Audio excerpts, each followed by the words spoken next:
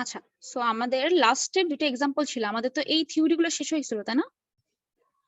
এটা শেষ হয়েছিল না এটা? জি জি মিস। মিস।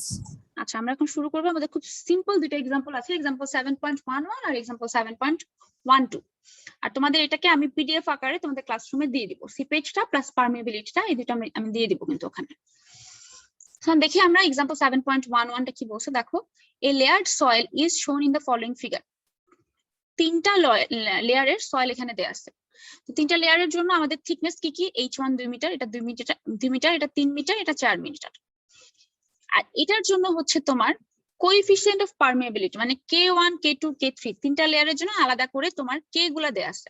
কি বলছে? Estimate the ratio of equivalent hydraulic conductivity.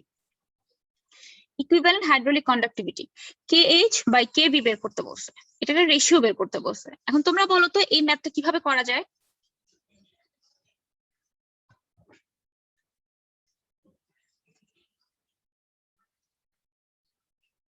কি মনে হয় তোমাদের কাছে? জি বলো। সেটা তো মাথায় আসতেছে না মিস, বর্তমানে মাথায় আসতেছে না? না মিস। এই যে আমরা যে দুটা ইকুয়েশন আমরা বের করছিলাম, যে দেখো K is equal to কি? K1 H1 plus K2 H2 plus K3 H3 divided by K1 H plus H1 plus H2 plus H3। এটা আগে বের করি, KH টা বের করি। কি বের করতে বলছে আমাদের? কি বের করতে বলছে এখানে দেখো, KH by KB। So KH এর ফর্মুলা আমি জানি, KB এর ফর্মুলা আমি জাস্ট কত ক্লাসে শিখলাম, সবগুলা H1 মানে H1 plus H2 plus H3 এরকম করে করে Hn পর্যন্ত divided by H1 by K1 plus H2 by K2 plus H3 by K3। এই ফর্মুলা সব তো দেয়াই আছে। তো KH টা ইন্ডিভিজুয়ালি বের করি, KB টা ইন্ডিভিজুয়ালি বের করি, তারপর দুটো রেশিও বের করি, তাহলেই তো হচ্ছে নাকি? জি মিস। সোজা একটা ম্যাথ। দেখো আমরা কি করতেছি, KH ইকুয়াল টু আমরা জানি, ফর্মুলার মধ্যে জাস্ট বসাই দিচ্ছি, কিছুই না। ফর্মুলাটা অবশ্যই লিখবা, পরীক্ষার সময় কখনো ডিরেক্ট ম্যাথের ভ্যালু বসাবা না, এটা একটু মনে রাখবা, ঠিক আছে? সবার উদ্দেশ্যে বলতেছি এই জিনিসটা, যে পরীক্ষার সময় যে কোনো পরীক্ষায়, not only for my course, সকল কোর্সের জন্য আমি বলতেছি, যে কোনো ল্যাব ফাইনাল পরীক্ষা তোমার যদি ভ্যালু বসাতে কোনো ভুল হয় বা ক্যালকুলেশন করতে কোনো ভুল হয়, তাহলেও কিন্তু তুমি কিছু পার্শিয়াল মার্কিং পাবা যদি তুমি ফর্মুলাটা লিখে থাকো, ঠিক আছে? সো তোমার জন্য ফর্মুলাটা লেখা খুব ইম্পর্টেন্ট। ফর্মুলা লিখে তারপর ভ্যালু বসাবা, ভুল হইলেও কিছু মার্কস পাবা, পার্শিয়াল মার্কিং পাবা। সো দেখি আমরা KH ইকুয়াল টু, তাহলে K1 H1 সবগুলো ভ্যালু বসালাম, ডিভাইডেড বাই H লিখছে মানে H1 plus H2 plus H3, 2 plus 3 plus 4, ঠিক আছে? তো এখানে K এর কি ছিল? সেন্টিমিটার পার সেকেন্ড, এগুলো ছিল মিটার, এগুলো ছিল মিটার। মিটার মিটার কাটাকাটি যায়, থাকে শুধু সেন্টিমিটার পার সেকেন্ড। KH বের হয়ে গেল, KB ফর্মুলার মধ্যে বসালাম, বসায় আমাদের KVও বের হয়ে গেল। কি করব? রেশিও KH বাই KB বের করব। সো KH বাই KB করলাম, এটার সেম ইউনিট, এটারও সেম ইউনিট, কাটাকাটি চলে যাচ্ছে, জাস্ট একটা রেশিও থাকতেছে, জাস্ট একটা ভ্যালু থাকতেছে। খুবই সিম্পল একটা ম্যাথ, বুঝে গেছে এটা? জি মিস। আচ্ছা, এরপর আমরা যাই আমাদের এক্সাম্পল 7.12, আমাদের এই চ্যাপ্টারের লাস্ট ম্যাথ। এখানে কি বলা হচ্ছে দেখো, ফিগার 7.20 বলছে, 7.20 হচ্ছে এই ফিগারটা। এখন তোমাদের কাছে আমার কোশ্চেন, যে এই ফিগারটা দেখে তোমাদের কি মনে হচ্ছে? ফ্লো কোন ডিরেকশনে কাজ করতেছে? ফ্লো প্লেনের পারপেন্ডিকুলার ডিরেকশনে কাজ করতেছে নাকি প্যারালাল ডিরেকশনে কাজ করতেছে? ফ্লো কোন বরাবর হচ্ছে, মানে আমি কোন ফর্মুলা অ্যাপ্লাই করে কে বের করব?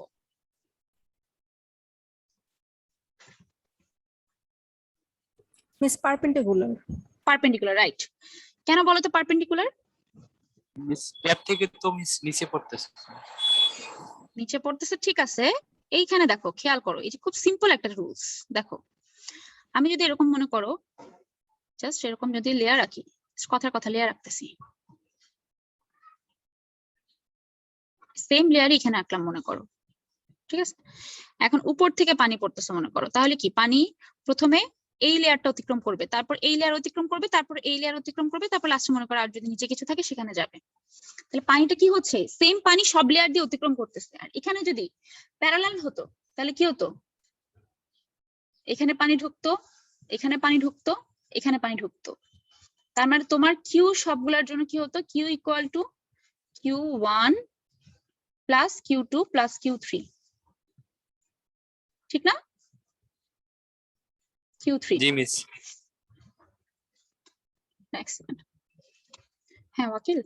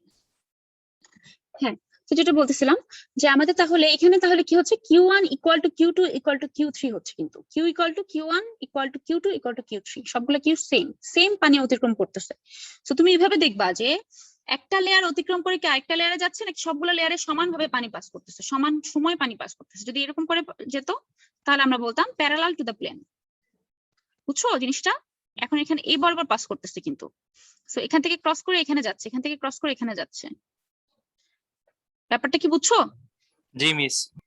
আচ্ছা এখন দেখো আমাদের এখানে কি কি দেয়া আছে দেখো প্রতিটা লেয়ারের জন্য এই যে আমাদের এখানে প্রতিটা লেয়ারের জন্য 150 150 150 তিনটা 150 এরকম দেয়া আছে ঠিক আছে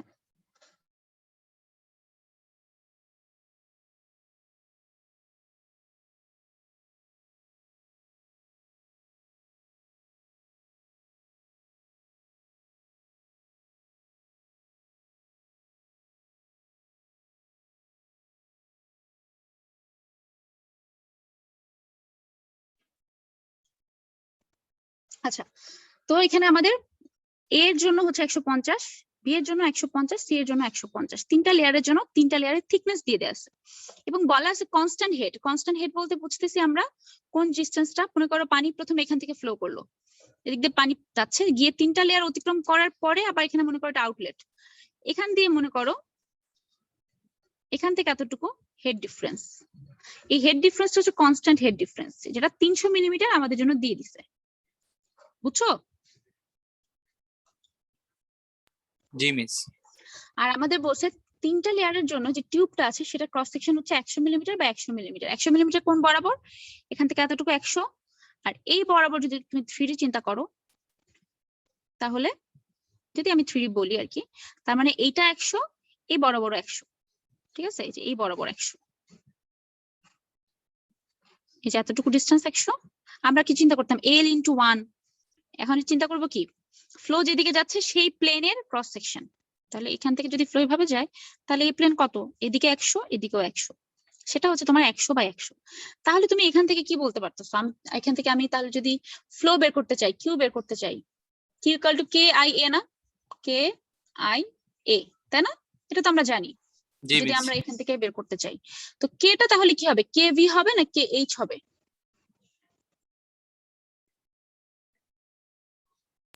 কে এইচ। কে এইচ হবে ভার্টিক্যাল ফ্লো হচ্ছে না পারপেন্ডিকুলার তো কে ভি হবে তো তাহলে তাহলে জি ফর্মুলাটা কিরকম ছিল H1 plus H2 divided by K1 H1 তাই না প্লাস K2 H2 এরকমই তো ছিল মনে হয় নাকি জি মিস। So, এই ফর্মুলাটা আমরা ইউজ করবো। So, আমরা H1 জানি, K1 আমাদের গিভেন আছে, so আমরা বের করতে পারবো K। আইটা কিভাবে বের করবো? আই হচ্ছে আমাদের hydraulic gradient, I equal to কি হেড লস ডিভাইডেড বাই যতটুকু লেন্থ অতিক্রম করতেছে ওই হেড লস পাওয়ার জন্য সেই লেন্থটা। তাহলে আই কত হবে বলো তো, তোমাদের কি মনে হয় আই কত হবে?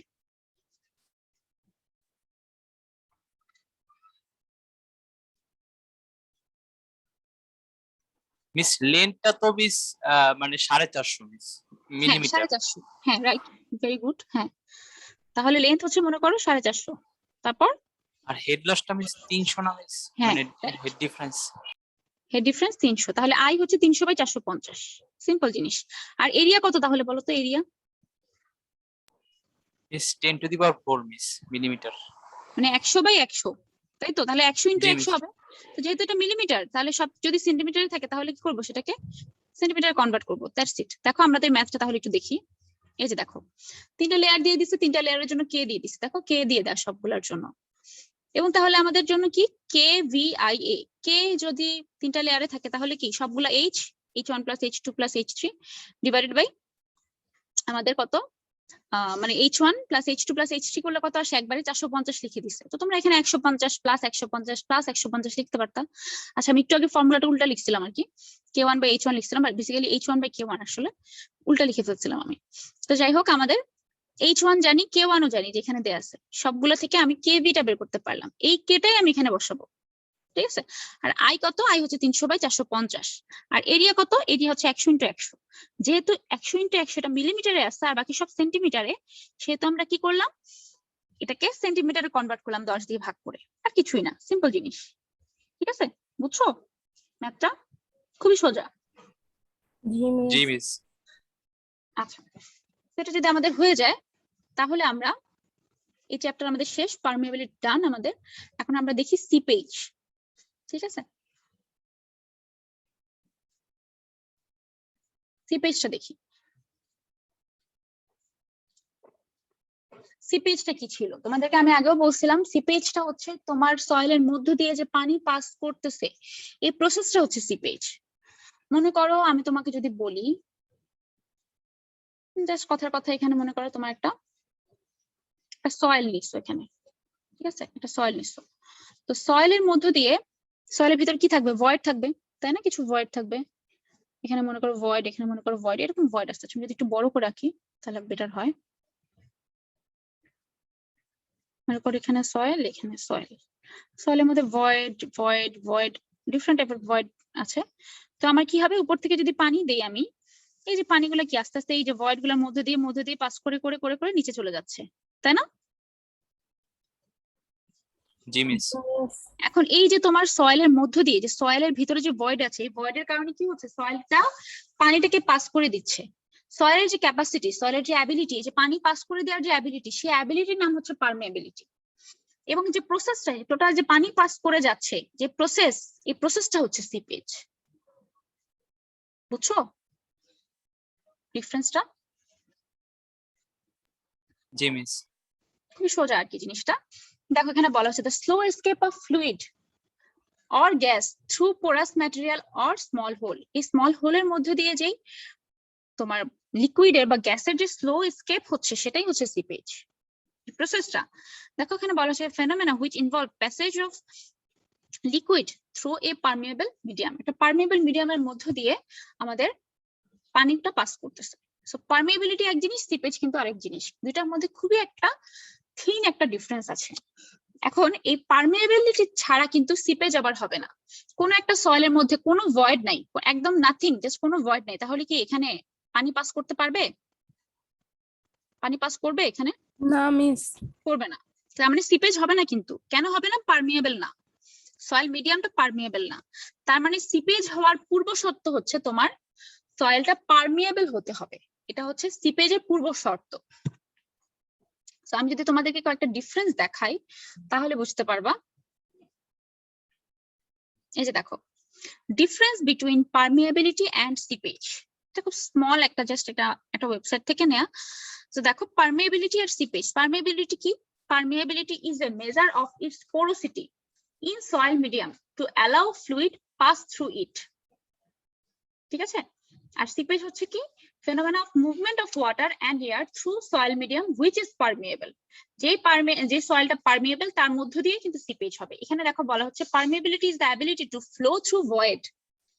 ভয়েডের মধ্য দিয়ে পানি পাস করার যে অ্যাবিলিটি সেটাই পারমিয়েবিলিটি। আর সিপেজ কি? Seepage is the flow of water through void. ওয়াটারের যে ফ্লো ভয়েডের মধ্য দিয়ে সেটাই হচ্ছে সিপেজ। এবং দেখো এখানে ব্র্যাকেটে কি বলা আছে, permeability of soil is the initial condition for seepage. কোনো একটা সয়েল স্যাম্পলের মধ্য দিয়ে সিপেজ হবে কিনা সেটার পূর্ব শর্ত হচ্ছে সয়েলটা পারমিয়েবল কিনা। পারমিয়েবল যদি হয় তাহলে সিপেজ হবে, আর যদি পারমিয়েবল না হয় তাহলে সিপেজ হবে না। খুবই সিম্পল একটা ডিফারেন্স, বুঝছো এটা? জি মিস। এখন দেখো লাস্টে কি বলা হচ্ছে, একটা এক্সাম্পল দিতে হচ্ছে, যেটা একটা ইন্ডিয়ান ওয়েবসাইট থেকে আমি নিছি, দ্যাটস একটা ওদের প্লেয়ার দিয়ে একটা হচ্ছে তোমার এক্সাম্পল দেয়া। তুমি এখানে তোমার মতো করে এক্সাম্পল দিতে পারো, নো প্রবলেম। তো দেখো এখানে যেমন বলছে যে Dhoni had ability to score 100 runs is permeability. Dhoni 100 run করার ক্যাপাসিটি রাখে, সেটা হচ্ছে permeability. Dhoni is scoring 100 runs is seepage. মানে এখানে যেমন ধরো ধোনি 100 রান করার যে ক্যাপাসিটি, তার অ্যাবিলিটি, সেটা হচ্ছে পারমিয়েবিলিটি। আর যদি সে 100 রান করতেছে, এখন মনে করো এই প্রসেসের মধ্যে দিয়ে আছে, তাহলে সেটাকে বলতেছি সিপেজ। বুঝে গেছে? জি মিস। আচ্ছা, এখানে তুমি তোমার মতো এক্সাম্পল ইউজ করতে পারো, কোনো সমস্যা নেই। তো আমরা দেখি এরপরে হচ্ছে আমাদের ল্যাপ্লাস ইকুয়েশন অফ কন্টিনিউটি। এখানে আমাদের একটা জিনিস জানতে হবে, সেটা কি? Laplace equation of continuity. এখানে দেখো তোমার একটা সয়েল মিডিয়াম আছে এবং তার মধ্যে মনে করো ওয়াটার আছে, স্যাচুরেটেড অবস্থায় আছে মনে করো। এই যেখানে ওয়াটার, এপাশে ওয়াটার, মাঝখানে একটা শীট পাইল দিয়ে দেওয়া আছে। এই শীট পাইলটা কি তোমরা জানো কি? ও শীট পাইল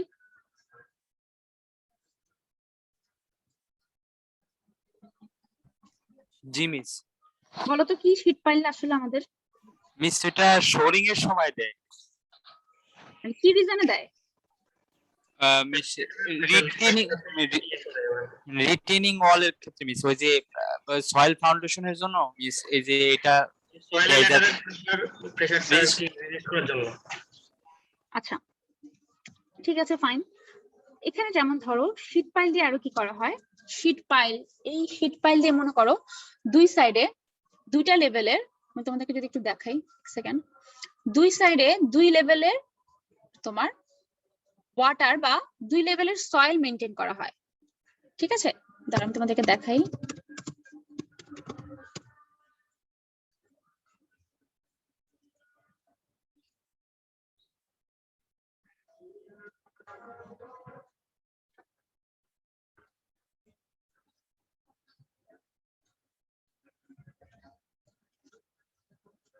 দেখো এই মনে করো আমাদের শীট পাইল, ঠিক আছে? এক সাইডে কি পানি, এক সাইডে হচ্ছে তোমার নর্মাল গ্রাউন্ড। তো তোমার এক সাইডে তুমি যদি পানি রাখতে চাও, বা এই সাইডে তুমি একটা সয়েলের অন্য একটা লেভেল মেনটেন করতে চাচ্ছিলা, সেটাও করা যেত। যেমন ধরো শীট পাইল গুলো আসলে দেখতে কিরকম হয়, শীট পাইল গুলো দেখতে অ্যাকচুয়ালি এই যে এরকম, এখানে দেখলে বুঝবা। এই যে দেখো সবগুলোকে একসাথে রাখলে এই যে এরকম দেখা যাচ্ছে, এবং একটার সাথে একটা এরকম হুক করে থাকে। এই যে দেখো এগুলো কিন্তু আলাদা আলাদা জিনিস, এগুলো কিন্তু একসাথে হুক করে এরকম করে পাইলের মতো বানানো হচ্ছে। শীট পাইল ওয়াল বলি এটাকে আমরা। এটা এমন ভাবেই লাগানো থাকে যে তোমার দুই সাইডে মাটির দুই অবস্থায় তোমার থাকে। বা এখানে তুমি পানি করতে পারো, এই যে মনে করো এখানে তোমার মাঝখানে শীট পাইল দিয়ে দিলা, এই মাঝখানে যদি তুমি শীট পাইল দাও, তোমার এই সাইডে মনে করো তুমি এখানে ওয়াটার লেভেলটাকে মেনটেন করতে চাচ্ছ, আর এখানে মনে করো ওয়াটার লেভেলকে তুমি এই সাইডে মেনটেন করতে চাচ্ছ, তাহলে তুমি শীট পাইল দিবা। বা তোমার এখানে তোমার মনে করো গ্রাউন্ড আছে, এই গ্রাউন্ডটাকে তুমি চাচ্ছ চারিদিকে শীট পাইল দিয়ে তুমি কনস্ট্রাকশন করতে পারো, তোমার এই মাটি যেন নিচে পড়ে না যায়, একটা সাপোর্ট হিসেবে কাজ করে। বুঝে গেছে? জি মিস। দেখো যেমন এখানে এই যে এখানে একটা কনস্ট্রাকশনের কাজ হচ্ছে ভিতরে, মনে করো এই যে এখানে দেখো মাটি কোন জায়গায় আছে, উপরে আছে। এখানে মাটি কিন্তু ওইসব জায়গায় ওই রকম জায়গায় নাই, মাটি কিন্তু অনেক নিচে।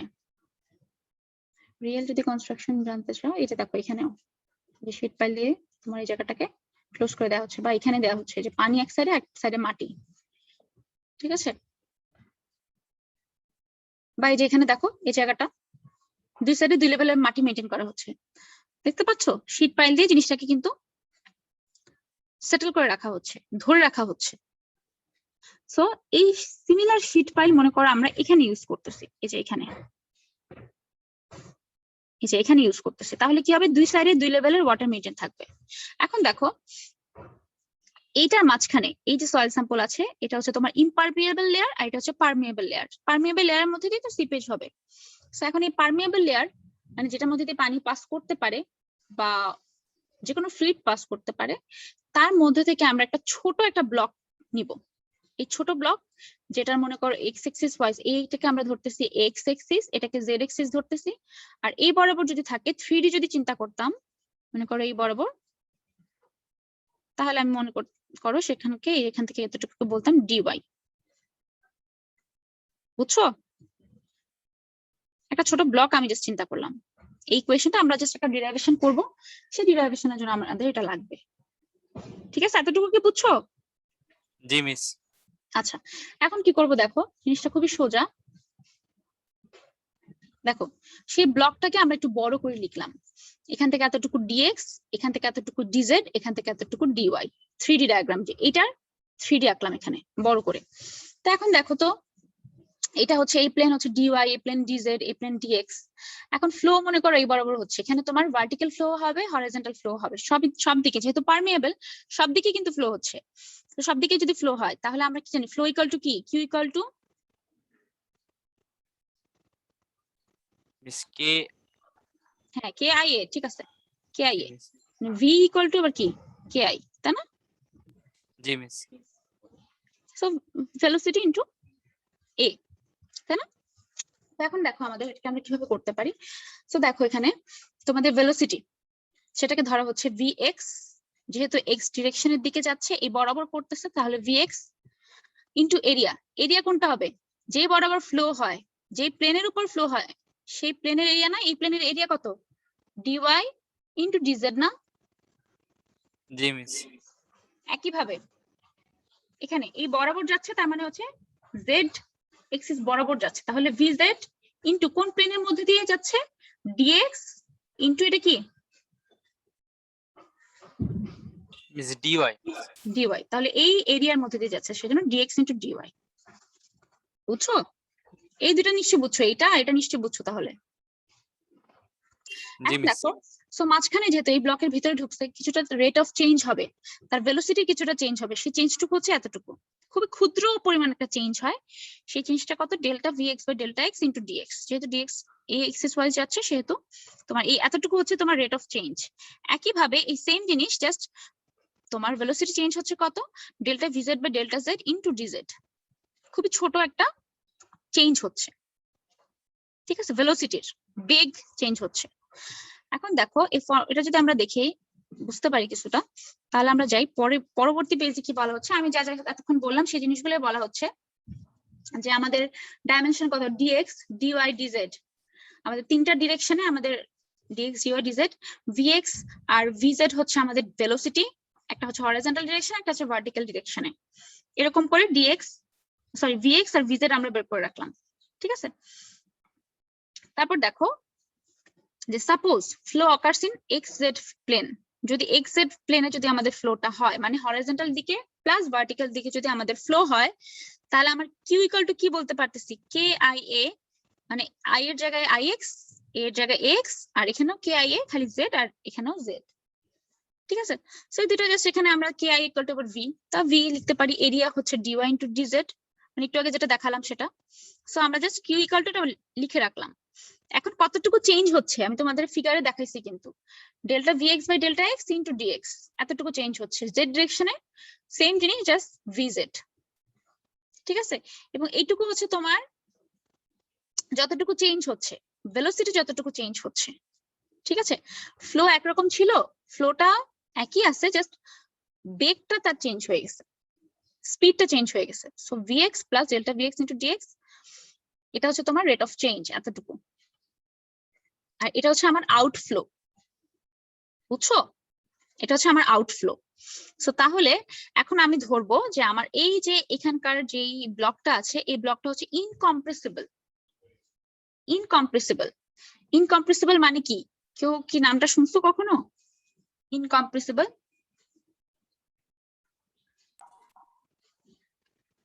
মিস শুনেছিলাম তো মিস। আচ্ছা, শুনে থাকলে আমরা তাহলে এখন বুঝবো। দেখো, assume the water is incompressible and no volume change in the soil must occur. মানে কোন ধরনের incompressible বলতে আমরা বুঝি কোন ধরনের ভলিউমের চেঞ্জ হবে না, আগে যা ভলিউম ছিল সেম ভলিউম এখনো থাকবে। বুঝছো? এটা হচ্ছে আমাদের ইনকম্প্রেসিবল। তো তাহলে আমরা বলতে পারি না, যেহেতু ইনকম্প্রেসিবল আমাদের ওয়াটার, তাহলে আমরা বলতে পারি যে আমাদের আউটফ্লো ইকুয়াল টু আমাদের ইনফ্লো, তাই না? এখানে যেটুকু ঢুকতেছে পানি, এখানে যে ইনফ্লো হচ্ছে আউটফ্লোটা সমান, এখানে যে ইনফ্লো হচ্ছে আউটফ্লোটা সমান। টোটাল ইনফ্লো কত এখানে বলো তো? ইনফ্লো কত আর আউটফ্লো কত? টোটাল ইনফ্লো কত? VX into DX, sorry DZ DY plus VZ DX DY, এটা আমাদের ইনফ্লো না? জি মিস। আর আউটফ্লো কত? এই ইকুয়েশন প্লাস এই ইকুয়েশন, তাই না? জি মিস। সেটা আমরা এখানে লিখে দিলাম, সিম্পল জিনিস লিখে দিলাম। আমরা জাস্ট ইকুয়ালটা মানে সবকিছু ডান দিক থেকে সবকিছু বাম দিকে নিয়ে আসলাম, জাস্ট এটা মাইনাস হয়ে গেল। তো এখানে তা দেখো তো এখানে কি কি কাটাকাটি চলে যায়। এই যে ভিএক্স ডিওয়াই ডিজেড, এই যে ভিএক্স ইন্টু ডিওয়াই ডিজেড, এটা যদি গুণ করে তুমি লিখো তাহলে এইটুকু আর এইটুকু কাটাকাটি চলে যায়, থাকে কি delta VX by delta X into DX DY DZ plus delta VZ delta Z DZ into DX into DY, এইটুকু থাকে, তাই না? জি মিস। এই যে এতটুকু থাকে, এটা তো দুটার সাথেই গুণ হবে, তো এতটুকু থাকে। এখন ডিএক্স ডিওয়াই ডিজেড যদি তুমি কমন নাও, এখানে যদি তুমি কমন নাও ডিএক্স ডিওয়াই ডিজেড যদি তুমি কমন নাও, তাহলে এখন আমাকে বলো তো এই যে এই ইকুয়েশনটা পাওয়া যাচ্ছে কিনা? DX DY DZ into delta VX by delta X into delta VZ by delta Z, এটা তো পাওয়া যাচ্ছে নাকি? জি মিস। এখন দেখো ডিএক্স ডিওয়াই ডিজেড এটা কি কখনো জিরো হতে পারে? ডাইমেনশনটা কি কখনো জিরো হতে পারবে? না মিস। কখনো কিন্তু জিরো হতে পারবে না, সেই জন্য আমরা এখানে লিখবো DX DY DZ can not be equal to zero. তাহলে জিরো কোনটা হবে? এইটা, ইকুয়েশনের বাকি পোর্শনটুকু জিরো হবে। Delta VX by delta X plus delta VZ by delta Z equal to zero. ঠিক আছে, তো এই এতটুকু পোর্শন হচ্ছে আমাদের জিরো। ক্লিয়ার এই জিনিসটুকু? জি মিস। আচ্ছা, এখন দেখো আবার ডার্সিস ল যদি আমরা ফলো করি, আমরা জানি কি Vx equal to V equal to KI, তাই না? তো Vx equal to KX IX, এখান থেকে কি লেখা যায়? KX তুমি জানো, I তুমি কি বলতে পারো? Head loss by distance. তাহলে এখানে কি বলতে পারো? Delta H by delta X, যেহেতু এক্স ওয়াইজ ডিস্টেন্স চিন্তা করতেছি। একইভাবে এখানে IZ ইকুয়াল টু কি বলা যায়? Delta H by delta Z। এইটুকু বুঝছো কিনা? এটা বুঝছো কিনা? আচ্ছা, তাহলে দেখো আমাদের এইখানে এই যে Vx এর জায়গায় মিস আমাদের একটা থেকে আরেকটা ক্লাস আছে। একটা থেকে কার সাথে ক্লাস বলো তো? রেজা স্যারের সাথে। আচ্ছা ঠিক আছে, আমি জাস্ট শেষ করে দিচ্ছি এখনই, আমাদের শেষ। এই যে আমাদের জাস্ট 2 লাইন আছে। দেখো Ix হচ্ছে আমাদের Kx into delta H by delta X, মানে এই এতটুকু। Vx ইকুয়াল টু তুমি এই পোর্শনটুকু লিখতে পারো, Vz ইকুয়াল টু তুমি এই পোর্শনটুকু লিখতে পারো। তো এখানে তুমি এই দুটা বসাই দিতে পারতেছো না? এই এতটুকুর জায়গায় Kx delta H by delta X বসাতে পারতেছো, তাই তো? জি মিস। আচ্ছা দেখো, এটা যদি আমরা বসাই তাহলে আমাদের ইকুয়েশনটা কিরকম দাঁড়ায়? এই যে আমাদের ইকুয়েশনটা দাঁড়ায় হচ্ছে এইটা, ডেল্টা স্কোয়ার H বা ডেল্টা X স্কোয়ার, এই ইকুয়েশনটা আমাদের দাঁড়ায়। ঠিক আছে, এখন এখানে Kx আর Kz যদি সমান হয়, আমরা ধরে নিচ্ছি সব দিকে ফ্লো এর মানে আমাদের আইসোট্রপিক ফ্লো হচ্ছে, সয়েলটা আইসোট্রপিক ধরতেছি। সয়েল যদি আইসোট্রপিক হয় মানে সব দিকের কে সমান, পারমিয়েবিলিটি সব দিকে সমান হবে, তাহলে Kx ইকুয়াল টু Kz হয়, তাই না? যদি সমান হয়, কোএফিসিয়েন্ট অফ পারমিয়েবিলিটি যদি সব দিকে সমান হয়, মানে সয়েলটা যদি আইসোট্রপিক হয়, তাহলে Kx ইকুয়াল টু Kz হচ্ছে। বুঝছো এটা? জি মিস। তাহলে কি থাকতেছে? শুধু ডেল্টা স্কোয়ার H বা ডেল্টা এক্স স্কোয়ার, মানে এই ইকুয়েশনটা থাকতেছে। Kx আর Kz থাকতেছে না, বাদ হয়ে যাচ্ছে। কেন? Kx ইকুয়াল টু যেহেতু Kz, তাহলে এই দুটো কাটাকাটি করলে কত সমান আসে? তাহলে আমরা শুধু এইটুকু আর এইটুকু ইকুয়াল টু 0 লিখতে পারতেছি। ঠিক আছে, এটাকে আমরা বলি হচ্ছে continuity equation for 2 dimensional flow. এই যে এই ইকুয়েশনটাই হচ্ছে আমাদের কন্টিনিউটি ইকুয়েশন। ক্লিয়ার জিনিসটা? জি জি মিস। মিস। ওকে, কারো কোনো কোশ্চেন না থাকলে আমরা তাহলে শেষ করে দিই আজকে।